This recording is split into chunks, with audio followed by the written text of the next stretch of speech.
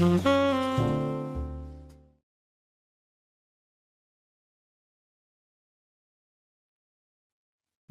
pasal 51 ayat 1 sampai 21.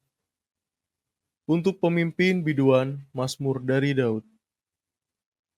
Ketika Nabi Nathan datang kepadanya setelah ia menghampiri Betsheba. Kasihanilah aku, ya Allah, menurut kasih setiamu. Hapuskanlah pelanggaranku menurut rahmat-Mu yang besar. Bersihkanlah aku seluruhnya dari kesalahanku dan tahirkanlah aku dari dosaku. Sebab aku sendiri sadar akan pelanggaranku, aku senantiasa bergumul dengan dosaku. Terhadap engkau sajalah aku telah berdosa dan melakukan apa yang kau anggap jahat. Supaya ternyata engkau adil dalam putusanmu, bersih dalam penghukumanmu. Sesungguhnya dalam kesalahan aku diperanakan, dalam dosa aku dikandung ibuku. Sesungguhnya engkau berkenan akan kebenaran dalam batin dan dengan diam-diam engkau memberitahukan hikmat kepadaku. Bersihkanlah aku daripada dosaku dengan hisop, maka aku akan menjadi tahir. Basuhlah aku, maka aku menjadi lebih putih dari salju. Biarlah aku mendengar kegirangan dan sukacita. Biarlah tulang yang kau remukan bersorak-sorak kembali. Sembunyikanlah wajahmu terhadap dosaku, hapuskanlah segala kesalahanku. Jadikanlah hatiku tahir, ya Allah, dan perbaharulilah batinku dengan roh yang teguh. Janganlah membuang aku dari hadapanmu, dan janganlah mengambil rohmu yang kudus daripadaku. Bangkitkanlah kembali padaku kegirangan karena selamat yang daripadamu, dan lengkapilah aku dengan roh yang rela. Maka aku akan mengajarkan jalanmu kepada orang-orang yang melakukan pelanggaran, supaya orang-orang berdosa berbalik kepadamu. Lepaskanlah aku dari hutang darah, ya Allah, Allah keselamatanku. Maka lidahku akan bersorak-sorai memberitakan keadilanmu. Ya Tuhan, bukalah bibirku, supaya mulutku memberitakan puji-pujian kepadamu. Sebab engkau tidak berkenan kepada korban sembelihan, sekiranya ku persembahkan korban bakaran, engkau tidak menyukainya. Korban sembelihan kepada Allah ialah jiwa yang hancur, hati yang patah dan remuk. Tidak akan kau pandang hina, ya Allah. Lakukanlah kebaikan kepada Sion, menurut kerelaan hatimu, bangunkanlah tembok-tembok Yerusalem. Maka engkau akan berkenan kepada korban yang benar, korban bakaran dan korban yang terbakar, seluruhnya. Maka orang akan mengorbankan lembu jantan di atas mezbahmu.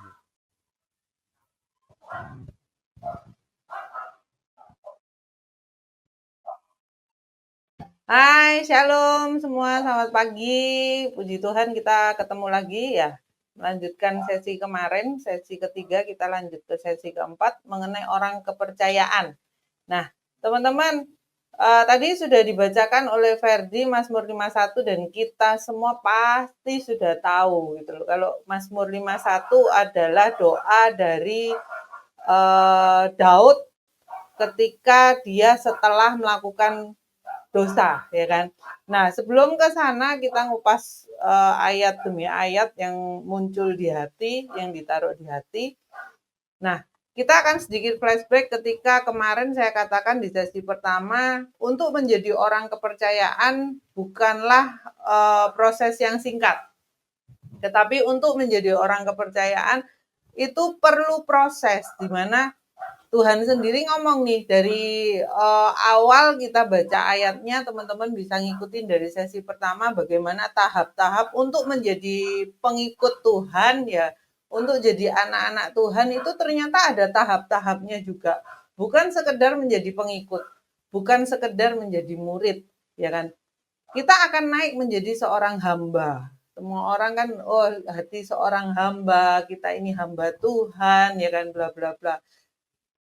Kalau kita hanya memikirkan hamba Tuhan itu adalah seorang pendeta, itu tidak ya teman-teman. Jadi semua dari kita yang sudah menjadi anak-anak Tuhan, kita itu hamba Tuhan. Gitu.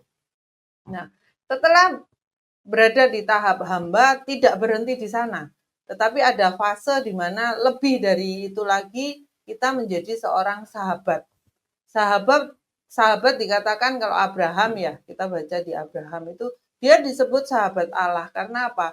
Sebelum Allah mengerjakan segala sesuatu ke depan, dia sudah ngomong dulu sama Abraham.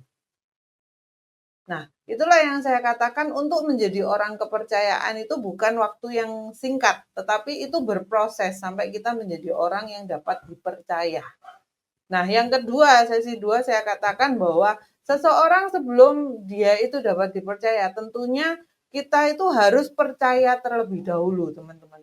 Baru kita bisa dipercaya. Kenapa? Dikatakan di firman bahwa jika engkau tinggal di dalamku dan firmanmu itu tinggal di dalamku, ya. Firmanku itu tinggal di dalammu, sorry. Jika engkau tinggal di dalamku dan firmanku itu tinggal di dalammu, maka bla bla bla, ada kelanjutannya. Bahwa segala sesuatu yang kita minta, segala sesuatu yang kita harapkan, ngomong sama Tuhan. Tuhan akan jadikan itu. Jadi sebelum kita itu menjadi orang kepercayaan, tentunya semua itu dimulai dari kita dulu, teman-teman. Yang percaya kalau loh, Tuhan itu ada loh. Tuhan itu hidup loh. Karena apa? Ketika kita ngomong nih, kita kenal Tuhan, kita lahir cerot ya kan, kenal Tuhan.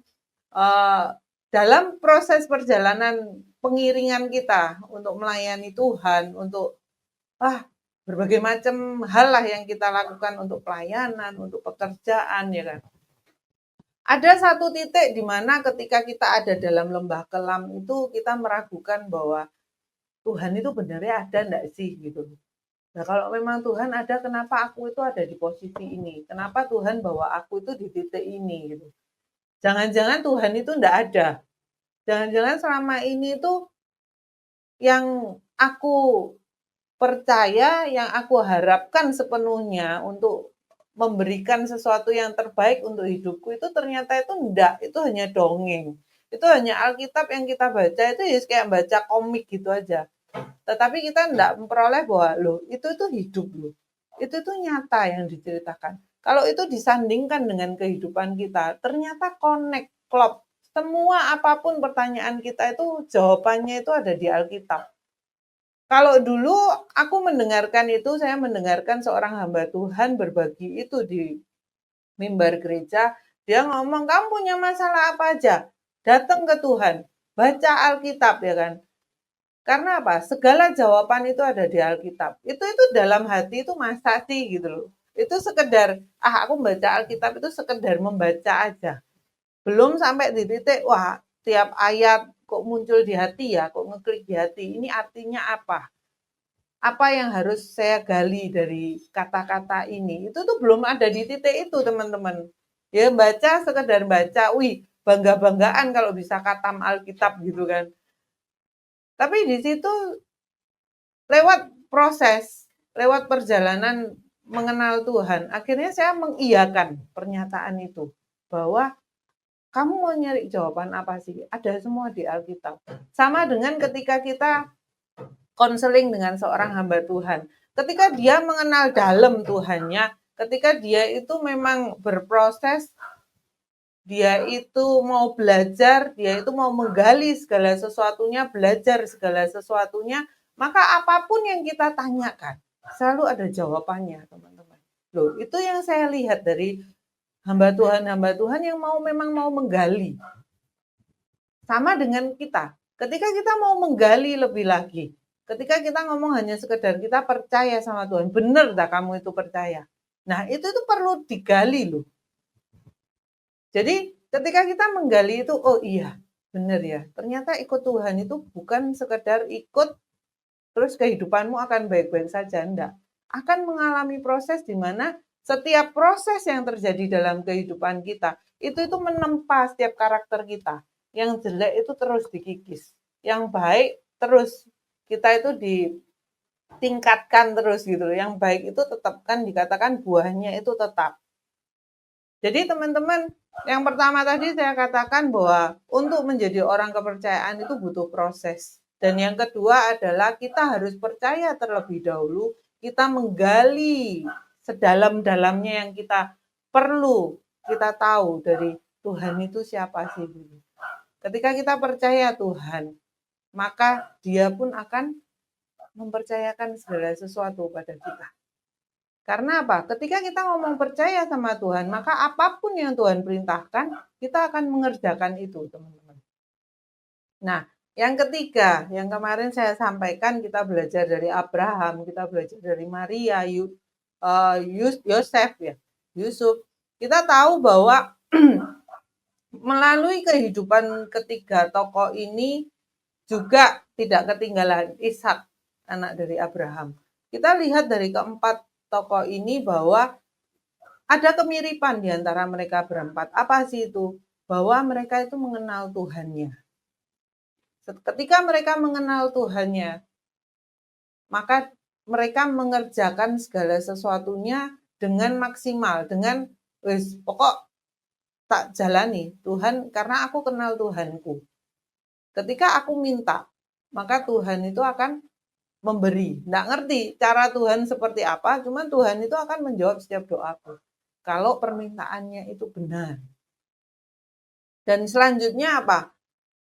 Yang mereka tidak percaya sekedar percaya ya. Mereka tidak mengenal sekedar mengenal, tapi dia melakukan. Mereka melakukan persis seperti yang Tuhan perintahkan. Abraham disuruh apa? Bawa anaknya untuk disembelih. Dia kerjakan seperti perintah Tuhan, persis seperti yang Tuhan minta. Maria dikatakan dia akan mengandung dari roh. Terus Maria ngomong apa? Terjadilah seperti yang engkau katakan. Terjadilah seperti yang engkau kehendaki Tuhan. Karena aku ini hamba. Terus dengan Yusuf, ketika dia meragukan, dia mau menceraikan istrinya dengan diam-diam. Tetapi malaikat Tuhan datang di mimpinya ya kan. Akhirnya dia mengurungkan niatnya dan melakukan persis seperti yang malaikat Tuhan katakan untuk mengambil Maria sebagai istrinya. Nah, jadi poin-poin itu untuk menjadi orang kepercayaan itu kita harus melakukan seperti itu. Kita harus punya konsep, cara pikir, cara pandang hati kita. Itu tuh seperti yang tadi saya jelaskan dari sesi pertama sampai ketiga. Nah, kita masuk ke sesi keempat kali ini. Dan tadi sudah dibacakan, nah kita itu mau belajar apa sih dari Daud? Kita sudah banyak tahu tentang Daud. Nah, yuk kita sama-sama buka di Mazmur 51 ayat 1 sampai 19. Teman-teman, kalau mau belajar firman ini tidak ada salahnya menurut saya ya. Kalau teman-teman tidak sepakat pun tidak apa-apa gitu. Cuman saya menggali dari banyak hal, googling, ChatGPT yang selalu saya omong ke teman-teman gitu kan. Di sana banyak hal, saling melengkapi di sana. Dan semakin dalam kita mengerti, oh ternyata seperti inilah, kenapa Daud seperti ini? Oh ternyata ini. Terus nanti diingatkan ayat ini, oh iya sih ada ayat ini. Jadi itu akan berkesinambungan. Nah, kalau membaca Mazmur 51 ini sebenarnya dibagi menjadi 1, 2, 3, 4, 5. 5 poin di sini. Di mana di setiap ayat per ayatnya itu ada tahap-tahapnya ya. Apa sih yang diminta dari Daud ini? Nah, kita buka dulu ayat pertama sampai kedua. Untuk pemimpin biduan Mazmur dari Daud. Ketika Nabi Nathan datang kepadanya setelah ia menghampiri Batsheba. Next. Kasihanilah aku ya Allah menurut kasih setiamu, hapuskanlah pelanggaranku menurut rahmatmu yang besar. Bersihkanlah aku seluruhnya dari kesalahanku dan tahirkanlah aku dari dosaku.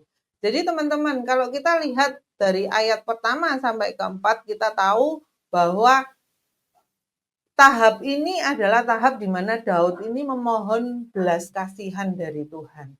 Dia katakan bahwa kasihanilah aku ya Tuhan menurut kasih setiamu. Hapuskanlah pelanggaranku menurut rahmat-Mu, bersihkanlah aku seluruhnya dari kesalahanku dan tahirkanlah aku dari dosaku. Jadi di sini memang benar-benar si Daud itu tahu bahwa dia itu perlu yang namanya belas kasihan dari Tuhan. Nah, terus lanjut kita baca ayat ke-5 sampai ke-8. Sebab aku sendiri sadar akan pelanggaranku, aku senantiasa bergumul dengan dosaku. Next. Terhadap engkau sajalah aku telah berdosa dan melakukan apa yang kau anggap jahat, supaya ternyata engkau adil dalam putusanmu, bersih dalam penghukumanmu. Sesungguhnya dalam kesalahan aku diperanakkan, dalam dosa aku dikandung ibuku. Sesungguhnya engkau berkenan akan kebenaran dalam batin dan dengan diam-diam engkau memberitahukan hikmat kepadaku. Teman-teman, kunci selanjutnya ketika kita mau dianggap atau mau dijadikan sebagai orang kepercayaan adalah mengakui kesalahan kita dengan sejujur-jujurnya. Kenapa saya katakan seperti itu? Karena kalau kita baca dari ayat ke-5 sampai ke-8 tadi bahwa ini benar-benar ketika Daud itu mengakui dosanya dengan jujur, tidak ditutupi sama sekali. Kalau ini dikatakan Daud meminta permohonan belas kasihan, pengampunan dosa dari Tuhan, ya kan? Ya, mungkin itu kita bisa ngomong, Tuhan, Engkau tahu dosaku. Tuhan, tolong ya, ampuni aku mau berubah. Itu akan mudah, teman-teman. Ketika kita itu hanya antara kita dan Tuhan yang tahu. Tetapi apabila kita melakukan kesalahan dengan orang lain, apakah kita bisa dengan mudah ngomong, kita datang ke orang itu, kita mohon ampun, kita minta maaf, dan ketika tidak dimaafkan pun, ya kita akan tetap baik. Karena apa? Posisi kesalahan itu ada di kita. Nah, kita mau buka itu enggak? Kita mau mengaku dengan sejujur-jujurnya enggak? Ini yang saya alami, teman-teman. Ketika ketika datang untuk mengakui sesuatu, itu tidak total, teman-teman. Tahu ya, nanti Jojo ketika aku buka ini, dia marah.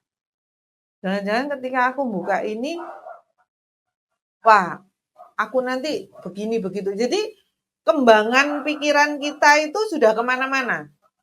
Sedangkan ketika kita datang ke seseorang untuk mengaku dosa, seharusnya kita itu mengaku kesalahan kita. Harusnya kita buka total itu. Aku itu begini, begini, begini, begini. Nah, kebiasaan saya itu nyicil, teman-teman. Nanti kalau tahu semua, tidaknya tahu sedikit-sedikit lah gitu loh. Jadi enggak tuntas. Nah, kenapa beberapa kali saya ngomong ke teman-teman juga, kita pernah ada satu fase acara kita ini pengen dipulihkan rumah tangga segala macam kan. Kita ada satu fase di mana diminta untuk bongkar kuburan. Jadi apa hal-hal itu yang belum diketahui oleh pasangan kita? Hal-hal apa yang belum diketahui oleh anak kita? Tetapi sudah waktunya untuk kita itu bongkar itu semua. Nah, kita siap nggak? Untuk menjadi seseorang yang bisa dipercaya, dapat dipercaya, menjadi orang kepercayaan, kita itu harus mengakui dengan jujur, sejujur-jujurnya, ini loh yang tak lakukan. Tanpa menyalahkan orang lain. Itu yang saya kerjakan beberapa saat lalu, beberapa tahun yang lalu, itu terakhir kali saya membuat dosa yang fatal lah. Saya datang ke orangnya, awal itu yang saya terapkan adalah ngomongnya nyicil. Sampai akhirnya orang ini buka semuanya, baru saya nangis saya. Saya nangis, datang ke orang itu, saya ngomong, saya salah, saya sudah begini, begitu, saya buka semuanya. Apakah orang itu bisa nerima? Nah, Masalah orang itu nerima atau tidak terima, itu sudah di luar dari kendali saya. Yang pasti yang saya kerjakan seperti ini, maksud saya itu seperti ini, sejujur-jujurnya saya itu tidak ada unsur begini dan begitu. Ibarat kata kepleset lah. Tetapi kan orang yang pernah kita sakiti tidak bisa menerima kata kepleset dengan gampang. Kalau kamu kepleset kok bla bla bla bla, panjang ini ceritanya gitu kan. Jadi aku cuma saya ngomong bahwa aku salah. Semua itu salahku karena begini begini begini. Nah, di saat semuanya itu dibuka, teman-teman. Itu pun maksudnya dari dalam hati kita itu pun kayak dibersihkan semuanya. Masih datang enggak orang itu? Wah, menyalahkan masih. Tapi apa? Ya itu konsekuensinya. Nanti kita belajar.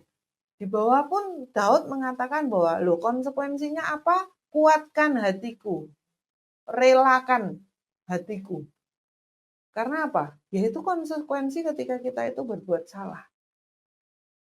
Nah, jadi poinnya yang mau saya sampaikan di ayat 5 sampai ke 8 bahwa Daud mengatakan sejujur-jujurnya bahwa dia telah melakukan kesalahan. Dan dia pun tidak menyalahkan orang lain. Sering kita itu menyalahkan orang lain, mengkambing hitamkan orang lain. Kalau memang orang lain salah, ada salahnya, ya kita katakan itu salah. Tetapi kita kan juga ikut salah kan di dalamnya. Nah, itu pun kita harus katakan kita itu salah.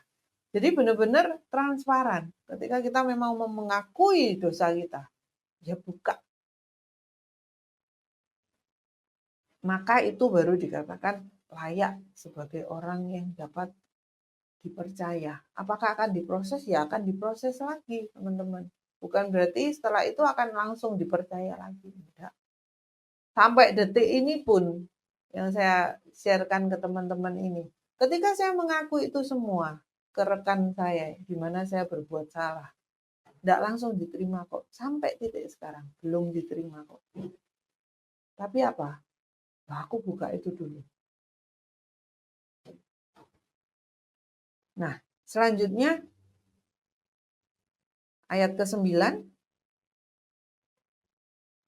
Bersihkanlah aku daripada dosaku dengan hisop, maka aku menjadi tahir. Basuhlah aku, maka aku menjadi lebih putih dari salju. Next. Biarlah aku mendengar kegirangan dan sukacita, biarlah tulang yang kau remukkan bersorak-sorak kembali. Sembunyikanlah wajahmu terhadap dosaku, hapuskanlah segala kesalahanku. Jadikanlah hatiku tahir ya Allah, dan perbaruilah batinku dengan roh yang teguh. Nah, teman-teman, ketika ada di ayat 12.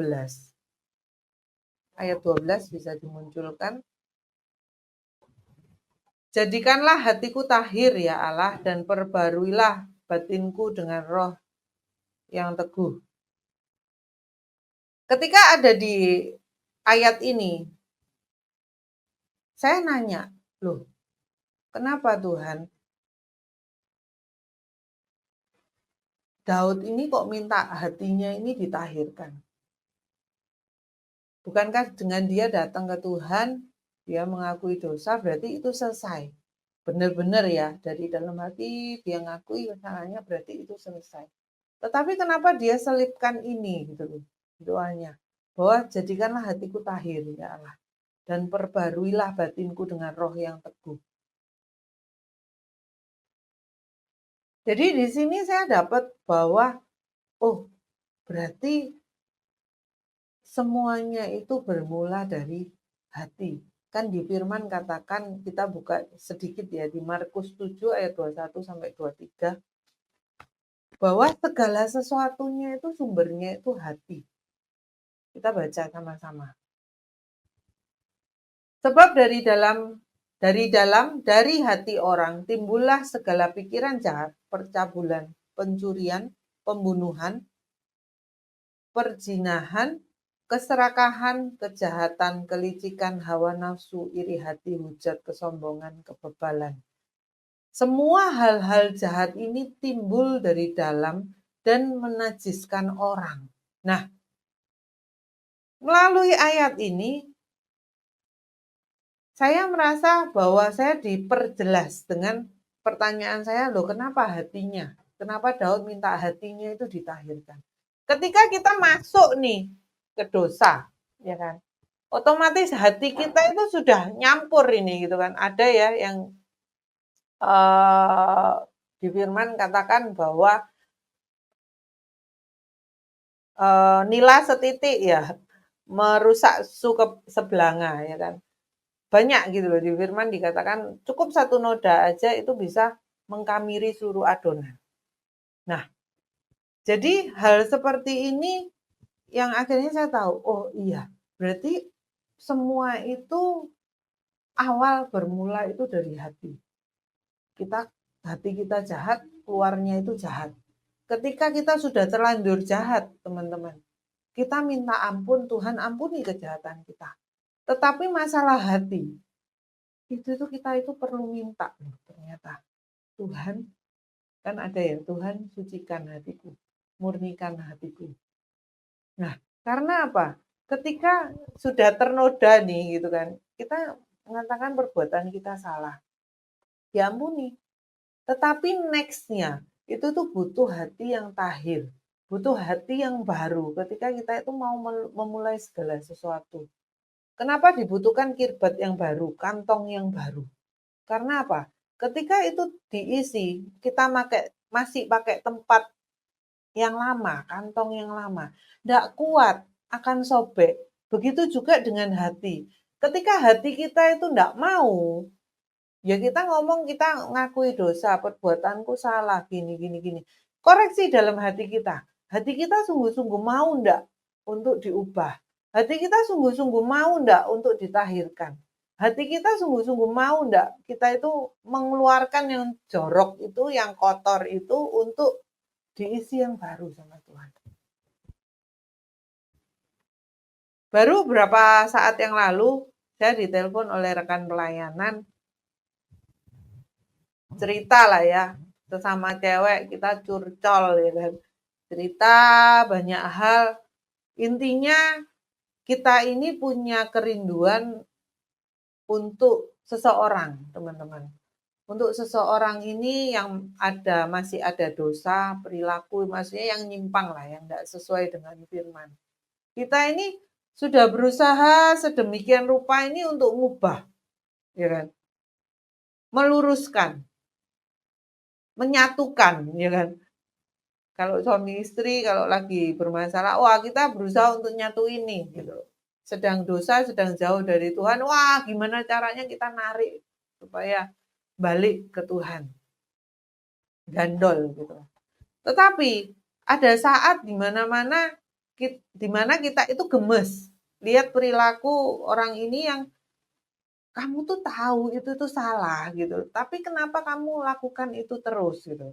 Nah, satu rekan itu nyeletuk. Bu, kita rame-rame kita doain aja biar dia itu pelepasan ya kan. Pelepasan bla bla bla ya biar setannya keluar, keterikatan itu di dalam nama Yesus ya kan. Itu hilang. Terus saya ngomong gini. Masalahnya kita mau doa sampai bahasanya kalau orang Spanyol ngomong sampai buihan ya, sampai wes nggak bisa ngomong nih sampai peot kabeh mulutnya ya kan.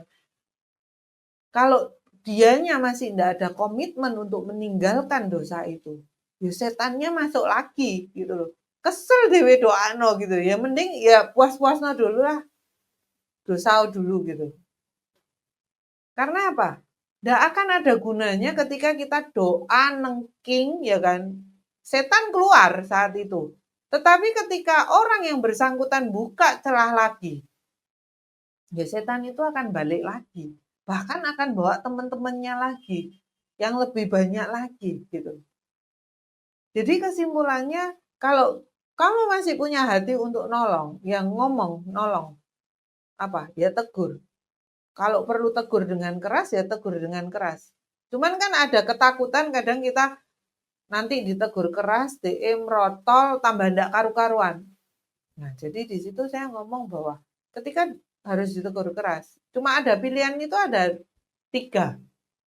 Kamu negur dia keras dengan catatan ketika dia ndak kuat, dia akan keluar. Dia akan keluar dari komunitas kita. Atau kamu diem aja, ya wis biarkan dia menikmati dosanya. Atau yang ketiga, kamu ngasih tahu.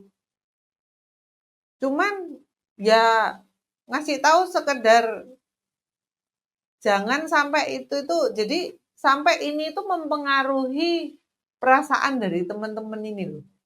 Gemes lah, mangkel lah, aku sampai sesek, aku sampai gini ya kan. Loh jangan, karena apa? Keputusan ada di tangan orang itu. Kita mau narik seperti apapun, kalau orangnya enggak mau, ya kita enggak bisa apa-apa. Jadi yang bisa kita kerjakan selama dia masih ada di komunitas ini, ya ayo ditegur. Kalau dia enggak kuat, dia memilih untuk keluar, ya sudah, berarti bukan bagian kita lagi. Nah, jadi teman-teman, yang saya katakan bahwa semua itu mulainya dari hati. Nah, ketika Daud tahu bahwa dia itu melakukan kesalahan, udah jorok nih hatinya, sudah kotor nih gitu kan. Makanya dia itu minta sama Tuhan untuk jadikanlah hatiku tahir kembali. Perbaruilah batinku dengan roh yang teguh. Karena apa? Dibutuhkan tekad yang kuat untuk berbalik dari dosa kita. Dibutuhkan sesuatu yang benar-benar 180 derajat kita itu berbalik. Enggak sekedar balik terus balik lagi gitu kan. Enggak. Tetapi itu butuh tekad yang kuat loh untuk kita itu meninggalkan dosa itu. Wah, dosa itu begitu mengikat. Nah, teman-teman yang punya pengalaman di sana, para pendengar pasti tahu. Dosa itu begitu mengikat. Dan butuh tekad yang kuat itu untuk meninggalkan itu. Nah, jadi kenapa si Daud ngomong ini? Akhirnya saya ngerti, butuh roh yang teguh, ya kan? Karena apa? Ketika itu menggoda, ambil contoh aja lah, orang pakai obat-obatan, ya, narkoba, terus orang ngerokok. Itu bukan perkara yang mudah. Free sex bukan perkara yang mudah untuk kita melepaskan diri dari semua itu. Tetapi akan menjadi mudah ketika benar-benar kita itu punya tekad yang kuat.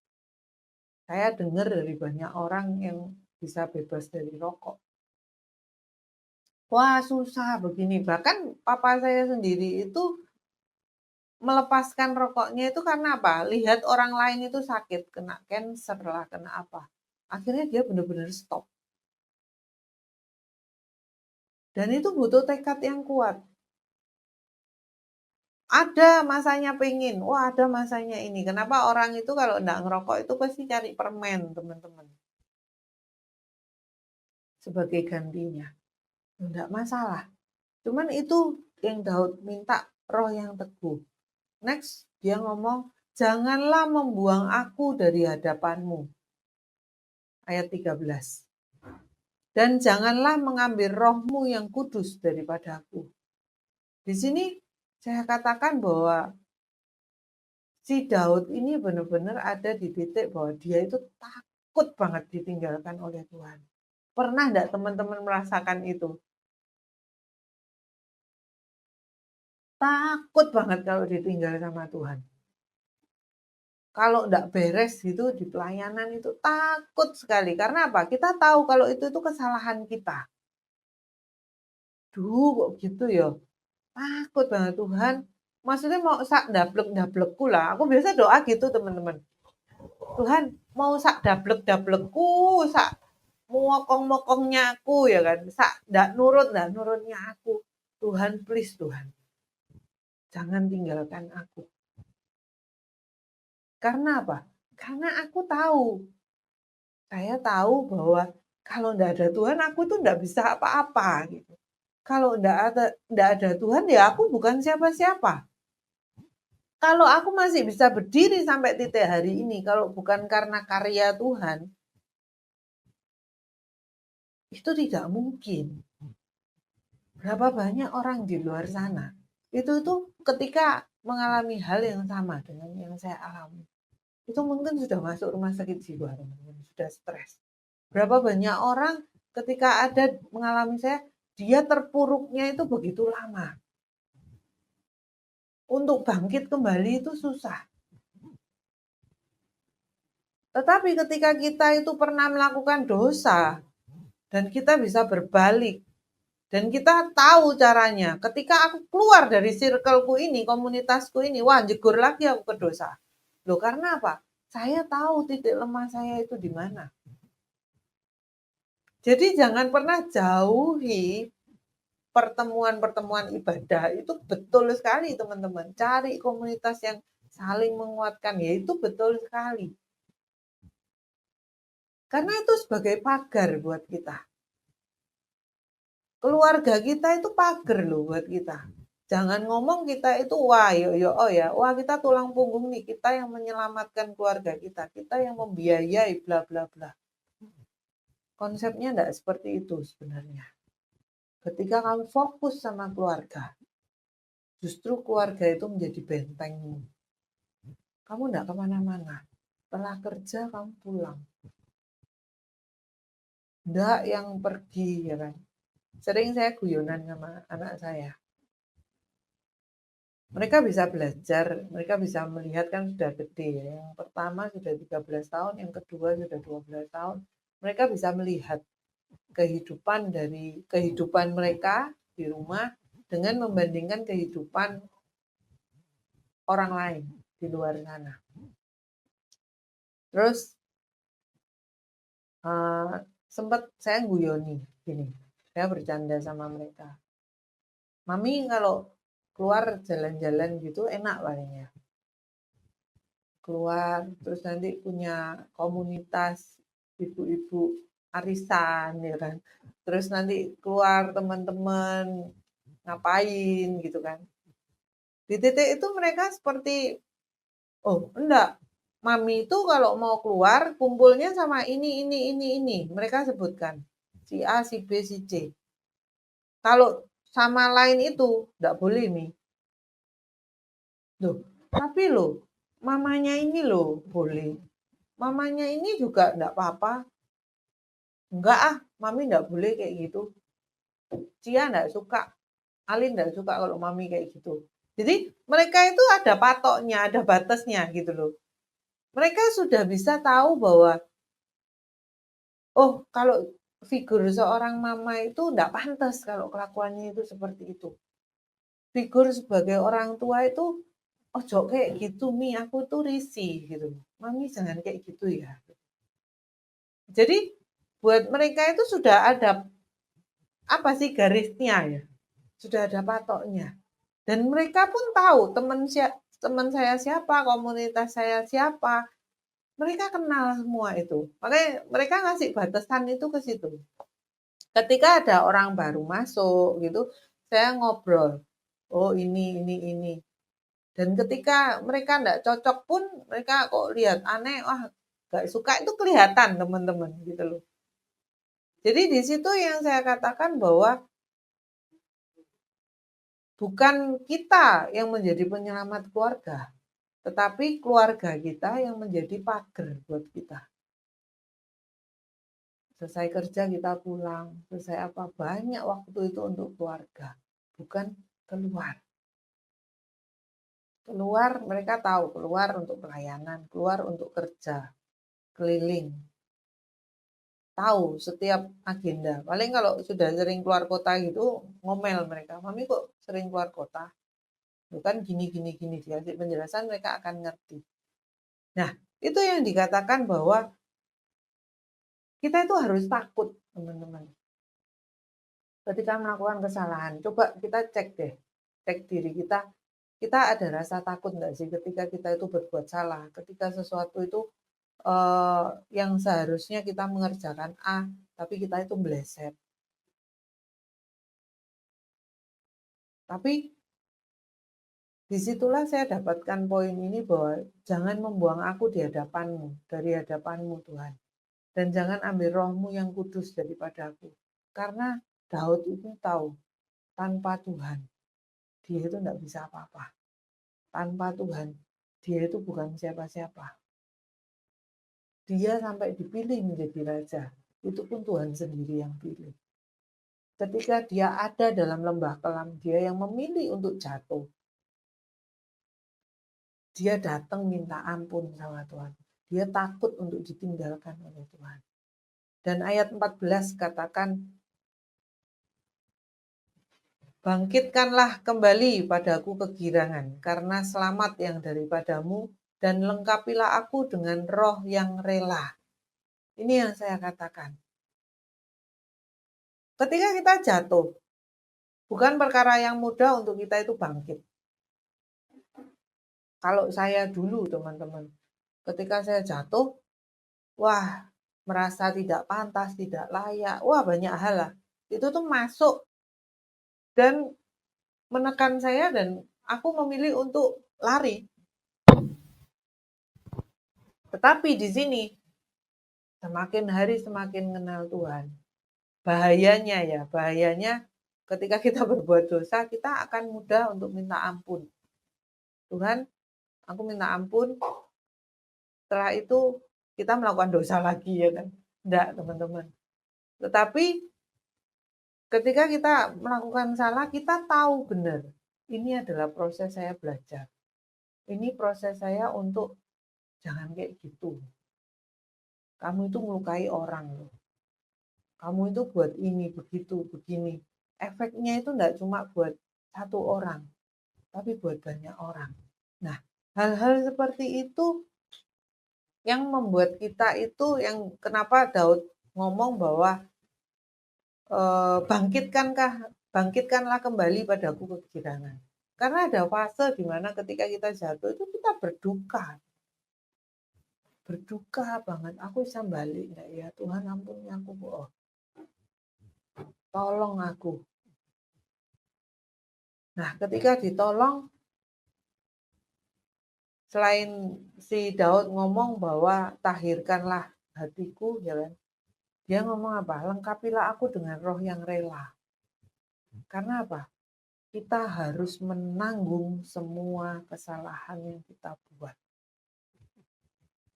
Apapun itu.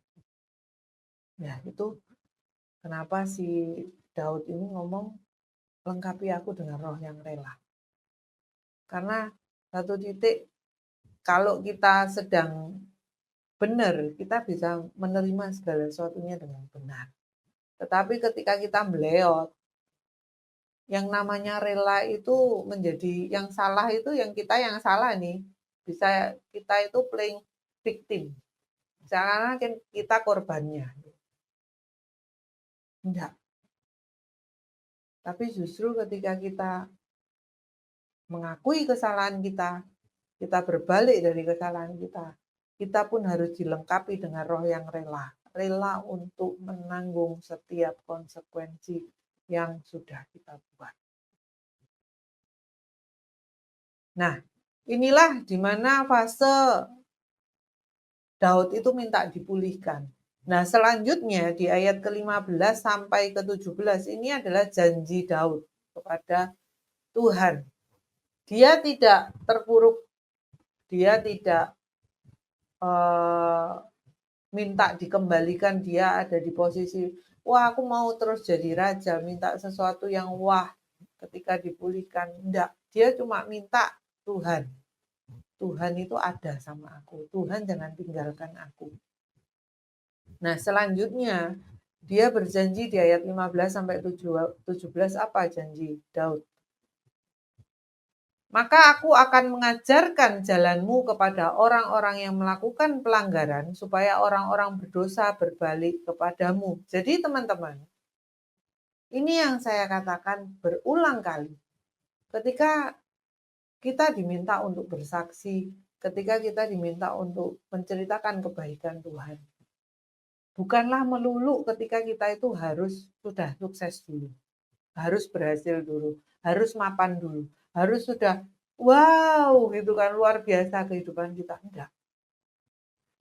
Ketika kita berani mengajarkan kepada seseorang masa lalu kita, kesalahan kita, apa yang pernah kita buat, dosa kita kepada orang lain, itu bisa menyelamatkan orang lain. Karena apa? Mereka belajar dari kisah hidup kita. Yang apa? Yang salah, bukan yang benar. Sudah bosen. Aku ngomong sama teman-teman ketika saya ngomong, ayo saksi yuk. Enggak belum ada yang disaksikan. Aku lagi ada di posisi merintis, aku lagi posisi gagal ya kan. Loh, justru itu yang perlu disaksikan, aku ngomong. Kita itu sudah bosen dengan kesaksian yang berkat ya kan. Wah, aku dipulihkan, aku dibeginikan. Enggak. Justru fase gagalnya ini kita itu masih berdiri, kita itu masih berdoa sama Tuhan, kita itu masih ada di komunitas kita gereja, kita masih melayani bahkan. Itu sesuatu yang luar biasa loh. Itu sesuatu mujizat.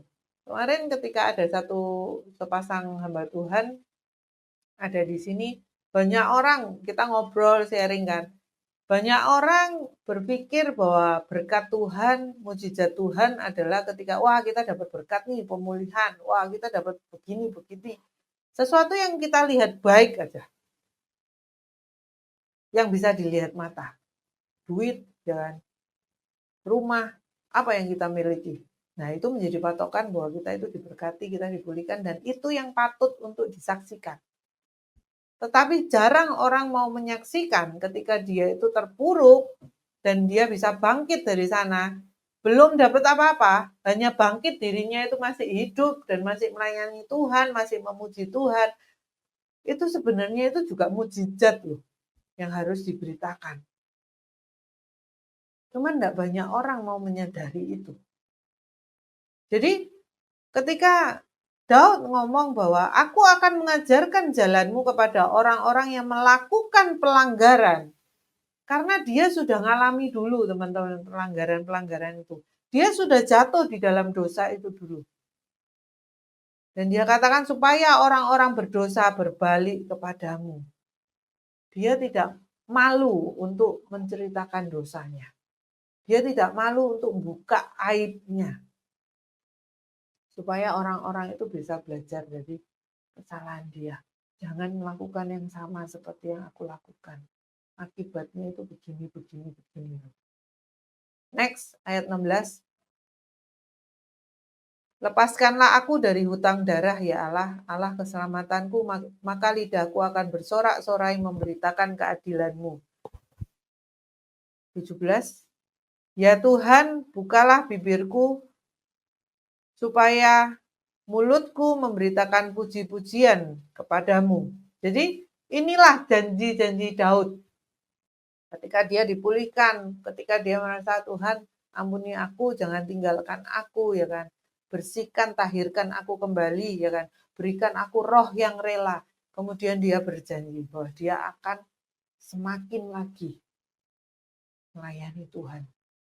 Jadi kita belajar apa sih dari Daud pada pagi hari ini? Bahwa kejatuhan, kegagalan, dosa mau semerah apapun, ketika kamu balik minta sama Tuhan, benar-benar balik nih. Ketika kita berbuat dosa masih ada rasa takut nggak sih? Kita yang tahu itu, teman-teman. Dan akhirnya dia berjanji untuk melayani. Bukan sudah dipulihkan loh. Ini kan dia doa itu minta dipulihkan. Dan dia sudah berjanji dulu. Bahwa dia nggak ngomong bahwa setelah kamu memulihkan aku akan. Tetapi aku cuma butuh roh yang rela. Tuhan tahirkan aku kembali. Jangan tinggalkan aku.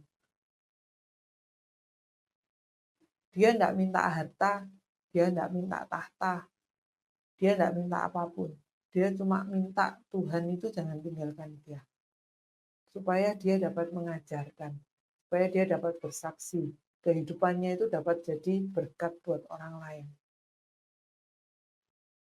Dan kemudian di ayat 18, kita baca dulu sampai akhir dan kemudian akan kita tutup ya.